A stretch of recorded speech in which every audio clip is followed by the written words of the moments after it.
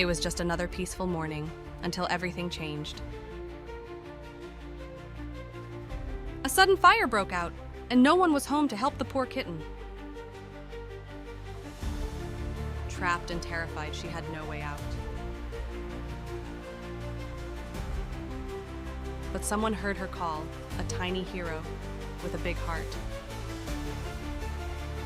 With no time to lose, he broke into the burning house, risking everything. Through the smoke, the heat, and the danger, he kept going. And then he found her. Together, they escaped the flames just seconds before the house collapsed. They were safe thanks to one brave little pug.